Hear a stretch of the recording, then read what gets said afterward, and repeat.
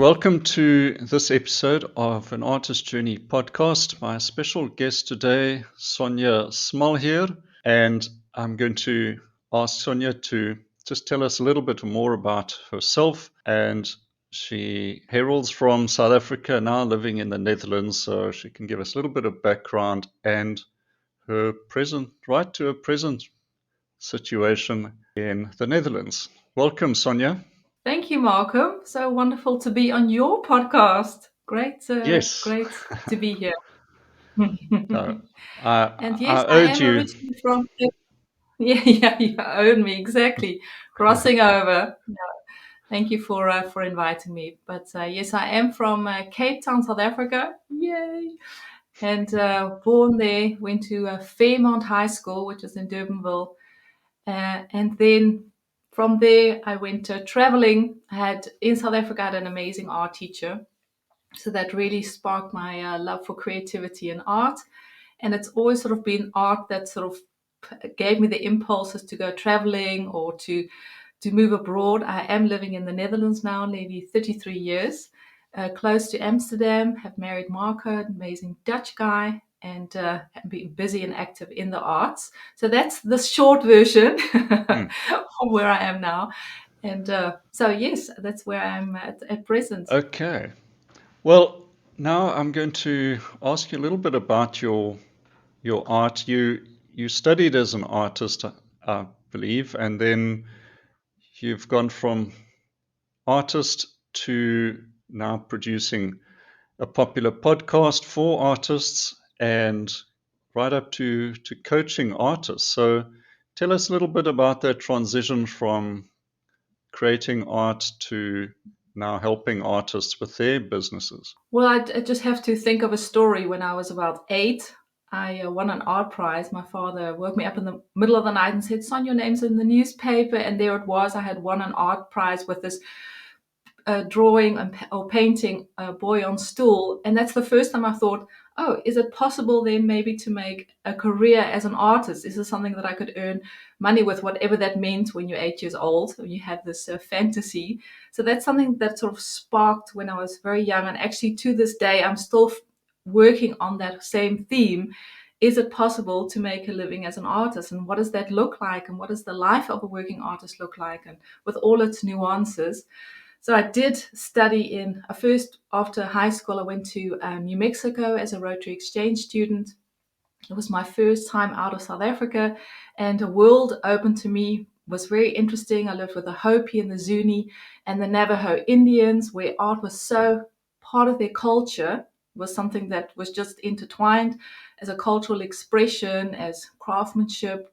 I took jewelry designing and ceramics and pottery. Very, very inspiring and interesting, and sort of laid a foundation to explore what's possible in this art world. Went back to South Africa and studied at Stellenbosch University, started on a BA art, and yeah, interesting time. But I really wanted to go and see the art for myself. So I wanted to go and see all those beautiful paintings and artworks for myself, and decided I was going to head over to Europe. And I was privileged that I got a bursary to study art in the Netherlands. And I went to the art school, had some amazing teachers, but it was a very difficult time struggling, being an artist. What does that mean? When I graduated, I didn't know what to do with my art. How was I going to sell it? This was pre-internet. How, you need gallery representation, all those questions that you can struggle with trying to get into the difficult art market. And so I went on a whole journey, really trying to find out, how does the art market work? I took marketing classes. I did a lot of failed attempts. And then eventually I thought, now I see so many struggling artists. I'm going to create a platform, and that's where the podcast, I'm an art coach, and I create courses for artists. Also on my website, there's resources available to help artists set up some kind of system so that they can not only make their art without the stress, really enjoy their craft, enjoy their artistry, but also find ways to connect that with an audience, to start selling and create a revenue stream. So that's really is my passion, that I made the transition of being a working artist myself trying different things, failing at many attempts, getting into that online space, discovering what's possible, and also seeing not only as being an artist, but also as a business person, as an entrepreneur, Yeah. and then now taking artists on that journey with me. Wow, that is quite a fantastic story, and your whole experience from the early days right through. And I suppose we are all part of our past experiences, and we have to go through a few tough moments for it to actually sink in. But it will certainly help if you can shorten that time span and help artists get to somewhere quicker. So I'm sure that is a big issue, is how can I get into a business quickly that will pay the rent? And Yeah, also that you have more control. I think a lot of us feel that we are victims of circumstances or what education we had or our upbringing or the culture that we're living in. But you actually have right. more control over your success or your growth, whatever success means, it's different for everyone, than you actually think. And that it's not external, but it's something that's internal. Yeah. And that's all, the process that I take my artist students through is that you actually have more control, but that also means you are responsible. And you're responsible, you can play a huge part in your own success, but that means that you need to do the work. You need to show up. It means you Yeah. need to, get get with the program, and then you'll see results. So it's not so much externalizing. Yes, the Mm, market. Yes, mm. the time. You have control over it. That is such a profoundly important point, um, especially if artists. I think many artists, I know I am, are introverted people and also control freaks. We want to, otherwise we get anxious, right? If we can't control outcomes. And today, taking control is so important. It's essential. But there's a right way and a wrong way. So let me dive into asking you, working with artists as you have been, what would you identify as the top hurdles or the most common problems they raise to you? Why are they stuck? What do you find is the typical thing? I think if I had to choose the number one, the top, um, is distraction. I think Mm, there's so much coming at us. We are so bombarded with so many impulses, with so many, with social media, with what we hear and see around us, that we start comparing, we start looking, we start, we can get so paralyzed by everything. We are over consuming so much information that we mm, forget who we are and we lose focus. That's the number one question I ask my students, and I say, yeah, what do you want? What do you want yeah, as an artist? Where do you see yourself? Where are you going? Where are you growing towards?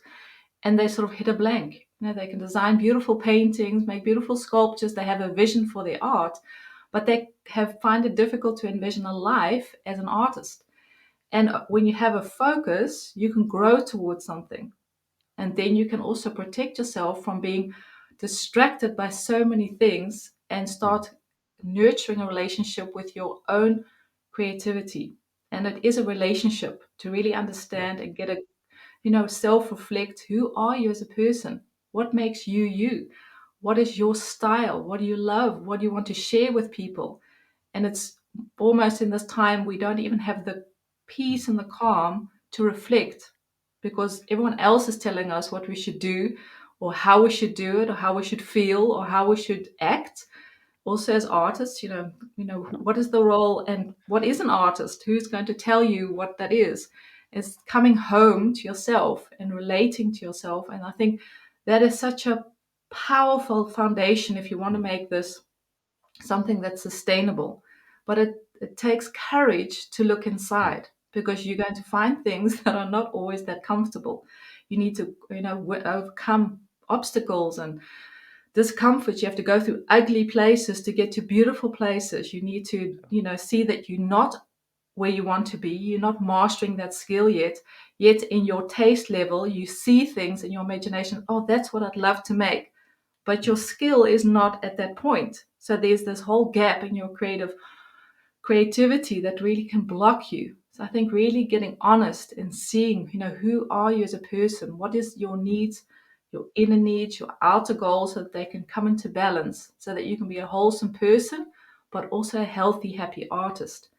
And I think Yeah, that's, just getting quiet. And this COVID time is helping. I've seen a lot of people going more into themselves, really, okay. deciding what's important for them. The world is not dictating that we need to go on holiday all the time and need to travel and need to be distracted. Mm. We're getting more in that moment of, to ourselves.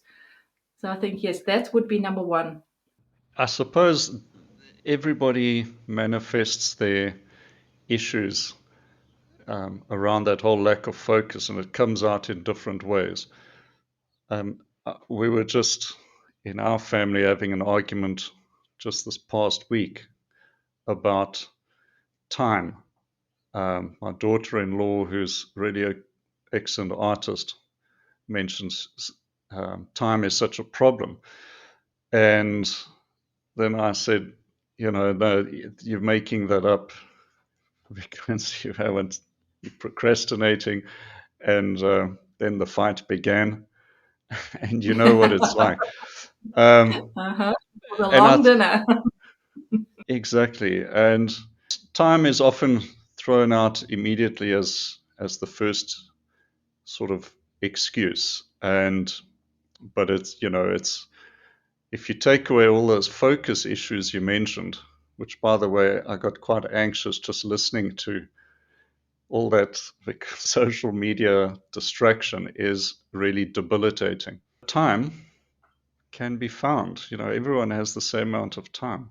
Just throw in a question there. What is some of your favorite procrastination excuses that gets thrown at you, or justifications for not succeeding? I think you can see them. There are those external excuses, and then those internal excuses that you think, Mm, you're a victim, your circumstances, or the time, or the economy. That's the reason to not do it, or to do it tomorrow. There's so many artists out there, so people are so overwhelmed. The artists think, well, who's going to listen to my or who's going to look at my art and listen to my story, who's interested, and how they can actually pay for it. So these are all limiting beliefs that just put you, it limit you from starting. And so to get into the right headspace, super important. And then the internal conflict that you have with yourself, mm, continually having that inner critic: I'm not good enough, or I'm not talented enough, or I'm not, I don't have the right opportunities. And these are all excuses to not do it.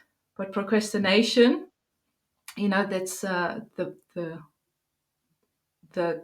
answer to that is to get clear about what you want, clear about, choosing. Something is only a distraction if you know what you're being distracted from. So if you don't know where you're going, you're not being distracted because you don't know where you're going, and you're not being, if you do yeah, something intentionally with choosing, now I'm going to watch a binge on a Netflix series, then you're choosing, mm, you're not procrastinating because you're choosing.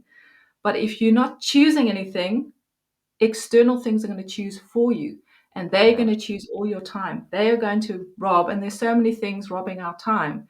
But you need to not only master your art, but you need to master your time, your energy, and that you are responsible for your own progress. And that's the whole thing about not being a victim. So yes, yeah, there's always, this in different forms, in different yeah, with different characters, but enough reasons always to not do it, because it's based a lot on sure, fear of not yeah. being good enough or Uh, artistic enough. that is also a critical thing you've mentioned there, is just getting that clarity, and you're helping artists to get clarity, because if the artist doesn't have clarity, then they're going to fall back on their defenses. No time, or you can't make money, or this or that. And as I've discovered, the moment you challenge someone's defenses, then they have to defend that, and you hit a wall. So get clarity first, and then you can go forward. Okay, now let's just switch it around a bit to the artists that you've been working with and who are finding success and are achieving great things. What are the common characteristics of artists that seem to be able to do and live an amazing life as an artist? I think to start off with getting really clear about what success means to you, that's the first step I take the artist through to get really clear about that. Because there are a Mm, lot of people that think they want to earn their living from their creativity, but they don't like the business side. Then I say, well, why don't you just have your job and do this as a passion, something that you love to do? And that could be your success, not feeling the pressure you need to have this as a full time profession. But there are artists that want to take the transition of being having it as a hobby or something that they do in their part time, and they want to make it full time and make it a profession.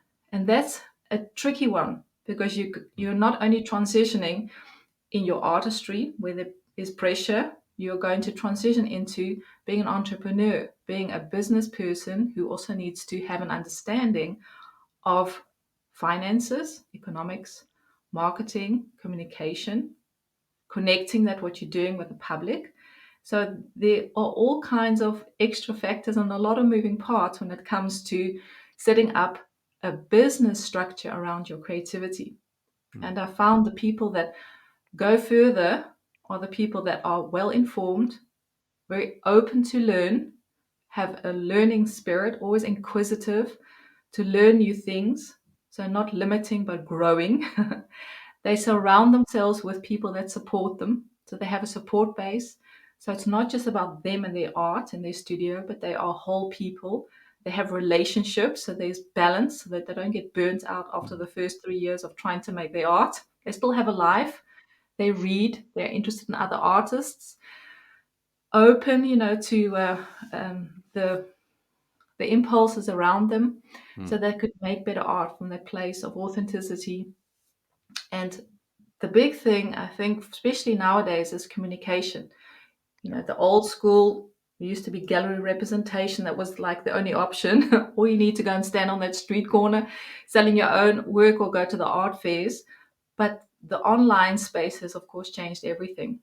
Yeah. And the artists that I see succeeding have found creative ways to, not only make better art, but also use that space to their advantage, finding, new niches to promote and Mm, to communicate about their art. And that is such a vital part in being an artist nowadays is your communication, because that's all it is. You right. have a cold screen that Yeah. computer screen that you want to show people your beautiful art, the textures, the colors.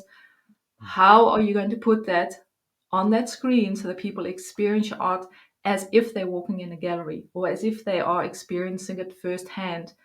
So those are, there's so many wins that you could do. mm. There's so many steps that successful artists can take. And it's those artists that do that in a sort of structural way with focus. I see them having the most success. It sounds like a daunting road ahead for any beginner artist. Important thing is nothing happens overnight either. And you are helping them to just head in the right direction. We'll get a bit more into the communication and technology in a moment. I just wanted to touch on what you mentioned in the beginning is how some artists have been using the whole COVID-19 issue practically the entire last year and still being felt around the world at the moment. It could either be the most negative circumstance or it's been positive. How have you? Let's just discuss perhaps both sides. At first, the negative impact, and then how artists manage to find their way around it and use it to help grow. Look, for many, many creatives, it is, it's been a very tough year, and last year and this year, because the galleries are closed. I know here in Northern Europe, the museums are closed, all interaction, the in-person events have all been cancelled. So what you used to in how to communicate in in-person events, that is no go. But also art classes and connecting with other creatives is not happening. Having a social life around creativity, that's just all gone into the lockdown, into the p- place, behind the Yeah. doors. So we've had to unlock new doors to do the communication. And I think mentally and emotionally, that was such a knock for a lot of creatives because there already are so many uncertainties. When you are a creative, when you're building a creative business, there are ebbs and flows, and usually there are more downs than ups, and so you have to find new ways. I think for a lot, especially starting out, it was really daunting, and we were sort of into survival mode, and a lot of creators that I was working with found it very difficult to create. They first, like, you need to get through that first 6 months, what's happening and how long is this going to be lasting, and how fatal is this virus. And there was a lot of distraction. But I found, like, within the second, after the summer, or our summer, your winter, that artists started bouncing back. And I think I so admire the creative spirit, that there's such a resilience that if you are open, you can find a way. It's like a river, if there's stones thrown in it, it'll go around the stones, it'll make a new path. And if I've just spoke to an artist friend last week, and she said, I've had my best year ever. And I said, well, what did you do? I said, I changed the way I thought. I stopped seeing my glass as half empty. I started seeing it as a full, full with possibilities, and that people, even in a lockdown, are still wanting to surround themselves with beauty. They are staring at that wall more than ever. They are sitting on their couches in their homes thinking, how can I bring that, what I used to do outside, into my home? And if you find ways to connect that with your art audience, with your potential art buyers or collectors, by communicating, by showing up, there's enormous potential. So yes, very difficult, but opportunities enough. I think one thing that we all now know is multiple streams of income is the key phrase, and we hear that so much. Um, and it is daunting for many artists to quickly start thinking about multiple streams of income, putting things together, and this has resulted in a lot of artists getting out of their comfort zone and having to learn new techniques, new means of communication, publication, facing technology. How do you explain, or how do you help somebody who was perhaps born many years ago, like myself, and is faced with perhaps 4 or 5 types of technology, you know, like Zoom, for instance, having to now consider hosting a Zoom call and then being able to communicate in writing, in video, in voice. Uh, Quite scary. Definitely. There's a change is always uncomfortable and always daunting, and can be very, very overwhelming. And there is a lot possible. And I always, say, start small. Start with your next step. Break it down into smaller little steps. And if you're clear about, okay, now I need to start diversifying. So I have been making originals. So now I need to consider, am I going to make reproductions so I can sell more at a lower price through my web shop or Etsy, or through your website? What Break it down into little steps. That means you need the photos, you need to find communication channels, you need to find a printer who can actually physically print them. So then you open up a Google and you start searching who done it, who does that in your village or your city. Speak to other artists that have done it, ask for help. The big word, help.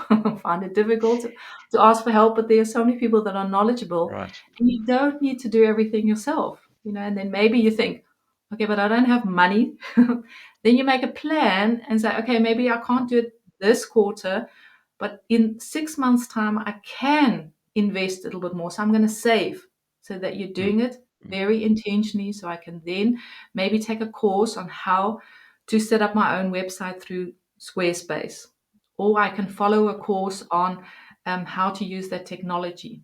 I always say if you can bake a cake, you can use technology because it's logical steps. I think it's a mindset thing, especially for us non-millennials, that we think, oh, so fast. And, you ask your kids to explain things and they rattle away and you don't really know what they're saying.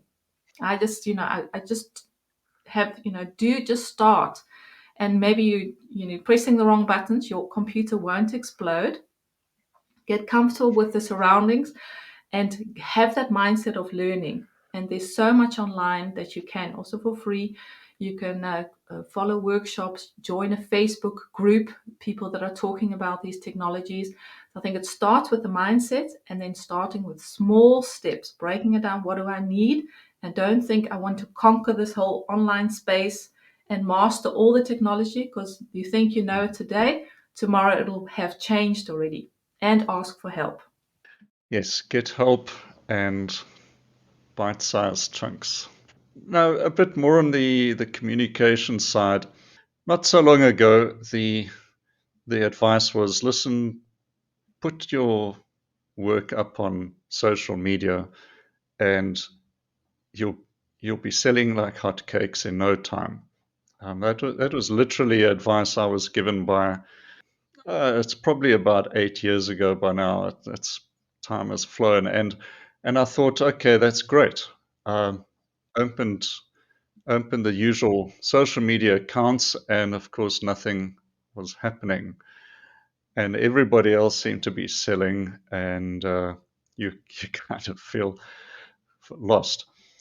Um, Now, it's social media is a part of marketing, but a lot of people are looking at it as the answer, as the number one answer, and it's not working quite as they expected. What do you say to them?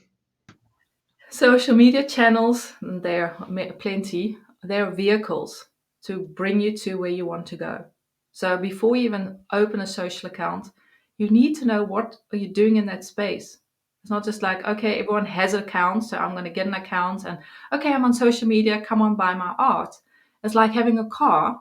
You can look at the car, you can have a car, but if you don't get in the car and start driving where you want to go, it's just a car. So that's the same with social media. You need to understand how social media works so that uh, it's not the begin and end of things. It's how you use that channel to bring you where you want to go very intentionally.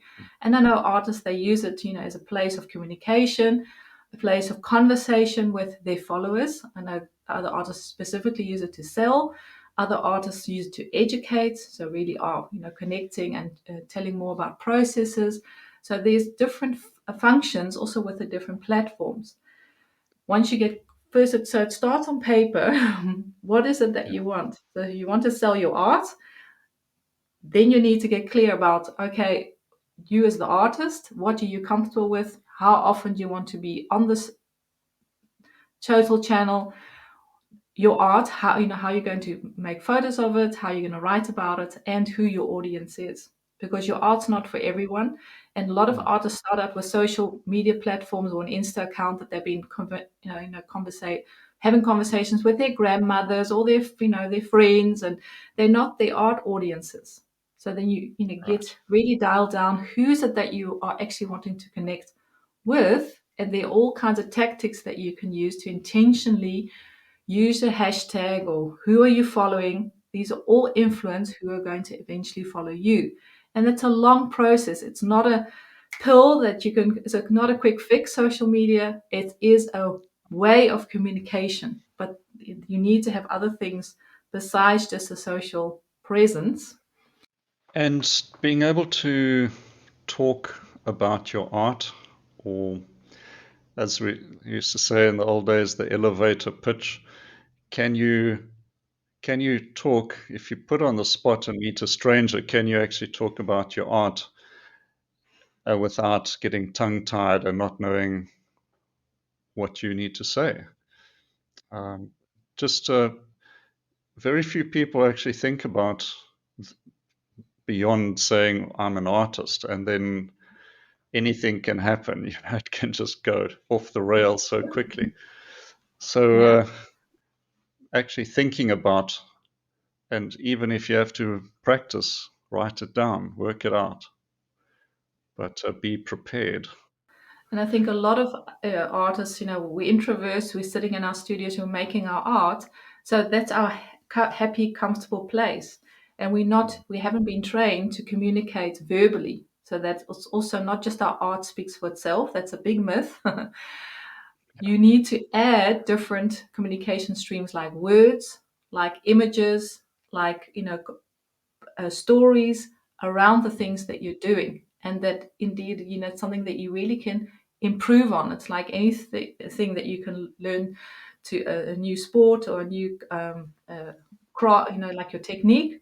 Practice in front of the mirror, practice on your video, ask people for help, go for my husband, he was always very found it difficult to communicate. He did a voice training course, and it just changed his life. He's in sales, and just by learning how to, not be afraid of your voice, not being afraid of what you're communicating, finding ways to get comfortable in your skin, to actually stand in front of people, whether that's in camera or in person, it can be life changing. And this, for artists, this is golden, because that's where you can make a difference. Because people want to hear from you, not just at the opening of exhibitions.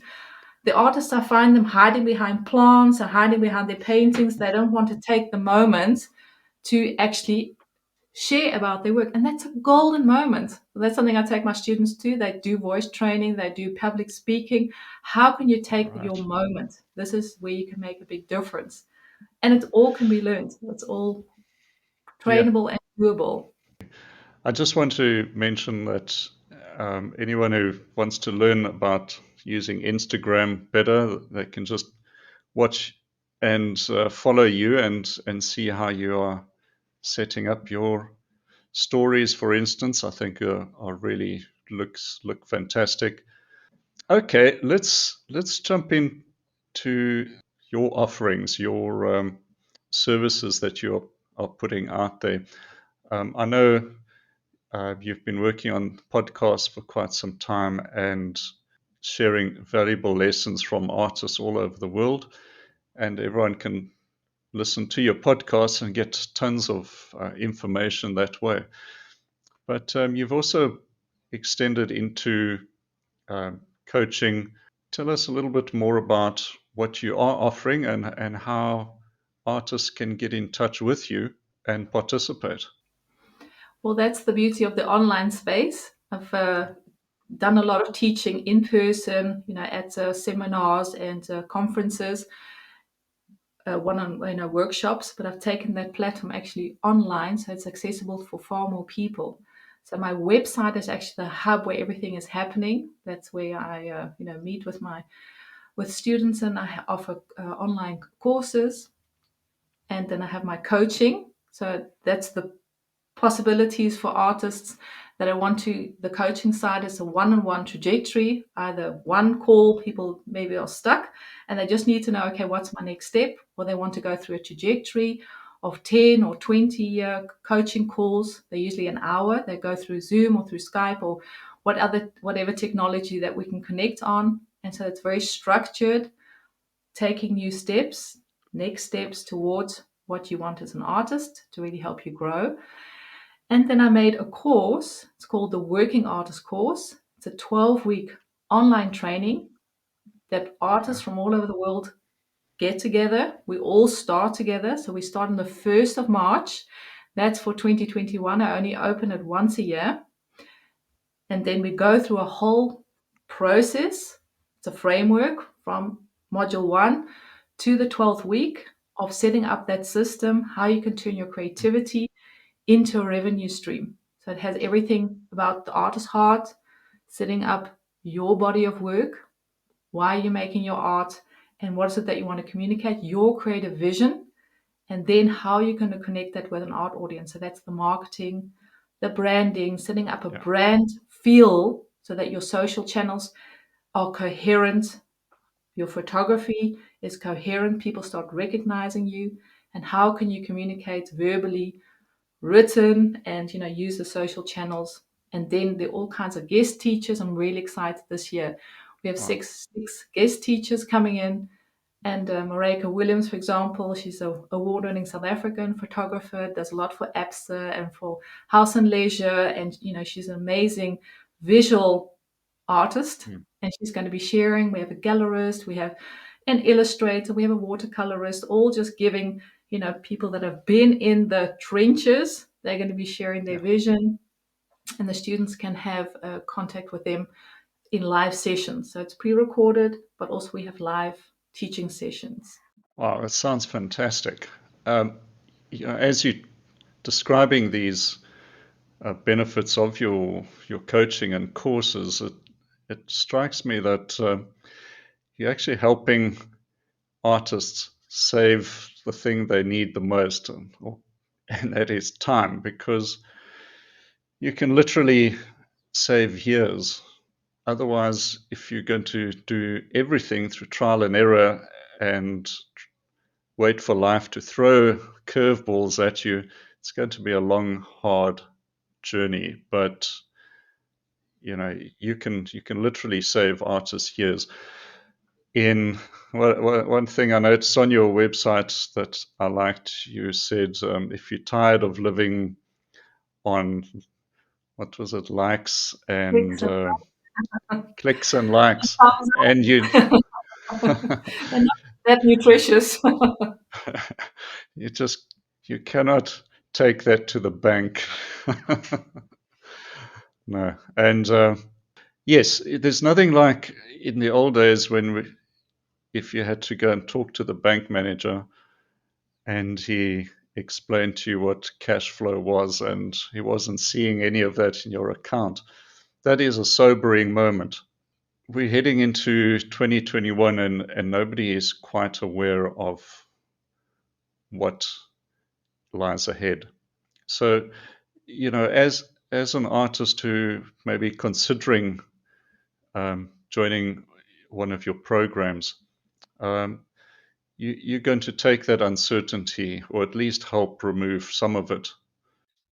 Sonia, when do you open again? Did you mention your? Enrollment opens on the 15th of February. So that opens towards the end of February. And then the course starts on March 1st. It's the first module. Okay, So if people want to join in and they are happening to listen to this podcast and it coincides, then the 1st of March, you have until the 1st of March to enroll. And then okay, artists all start with the first module together. And then we go 12 weeks together till the end of May. And then next year, people, hey, if they yeah, can't make it this year, then I'll be opening up in the beginning of the year again for 2022. But in the meantime, there's a lot of yeah, resources on my website. I have a Facebook community. I'm there every week. I'm doing live sessions because I really am passionate to help artists. So to really get momentum, and it's so cool doing it with other artists because we all have right, similar questions, maybe different setting and different cultures, but there's really such power in doing things together with other people collaborating and yeah. doing that's really the beauty of this, the possibility of connecting with artists all over the world. And Sonia, and also just to clarify, if someone doesn't make it in time for your February enrollment, um, are you still able to do one-to-one coaching? Yes, that's throughout the year. Okay, So people can sign up on my website under the tab coaching. They can see, what's possible, single right, consult or a trajectory. That's on appointment. There's a wonderful digital calendar. People can log in and just see, what time slots suit them. And I'll be in touch with them just to see, what is your need and if it's a good fit for them. And, they can always okay. email me or DM me. All right, excellent. I also want to mention that you are kindly providing a download of some material that I will put on my blog with this episode, and people can download that for free and just get working with you and finding more about what you can offer them. Okay, Sonja, I think you've really set the scene for helping artists, and anyone who has any doubts about their career, well, they can just get hold of you and learn and probably save them so much anxiety. And when you're not working, besides visiting galleries that I'm extremely jealous about, Oh. what do you do in your spare time? Are you I love nature. I'm an outside person. That's you can't take South Africa out of a person, and I'm really outside as much as possible, enjoying nature and spending time with friends as much as that is possible. Now we ride a lot of bikes here in the Netherlands, nice and Yes, I've flat, heard. easy to navigate around, and yeah, just the Europe has just so many options and the possibilities Mm. in normal circumstances. So yeah, it's really an inspiring place to be. So, what is your favorite art museum in the Netherlands? Ooh, they are. It depends on the mood. That we have these beautiful passes in. It's like a card. It's called the museum card. You pay €50. I think it's 50 or €60 a year, and you can get in everywhere for free. So that means if I used to work in Amsterdam a lot, then I used to go and just have lunch with Van Gogh. Then I just sit on a bench and I just look at one or two paintings without thinking I've just spent €17. I should really hurry and see everything. So you can sort of take bite-sized pieces of all the galleries and museums. But there really is Mm. a beautiful new museum. It's called Museum More, More. It's a contemporary modern museum, but these are art passionates that built the building around the art. And so the whole experience of walking around, how the light falls on the paintings, the ambiance, the beautiful cafe, that really is it's a small in the east of the Netherlands, but it's just such a beautiful Mm. museum and gallery. Sounds amazing. Just a final question. I'm just thinking, as you're talking about these wonderful venues, how would you describe the art scene over there in the Netherlands specifically for your typical artist? Are there a lot of town galleries open for artists? Is it all gallery driven? Are they informal markets? What are popular ways for artists in your town, perhaps, or city to get their work out? Look, there's a long tradition of art in the Netherlands, in Northern Europe. So there already is such a history. Just walking through the city, it's already a museum of being Mm, so old. Luckily, so the side note to that is that we're quite spoiled. yeah. We are quite so there's a sort of complacency and not so much excitement about art because people think it's Mm, around us, we have it. And that's why I love going to South Africa. I love going to new nations because there's still an excitement. People are trying things, experimenting, getting really, hitting up against the wall. There are interesting exhibitions. So that's, I love that the vibe also when I go to South Africa and also to different nations where they're developing art culture is. We do have a local art fair. So we have like open studios once a year, and people open up their studios, local artists, so that you can go on your bike and go around and then see the different artists. And that's always exciting because you think, oh, I didn't know there was an artist down the road, or I didn't know right.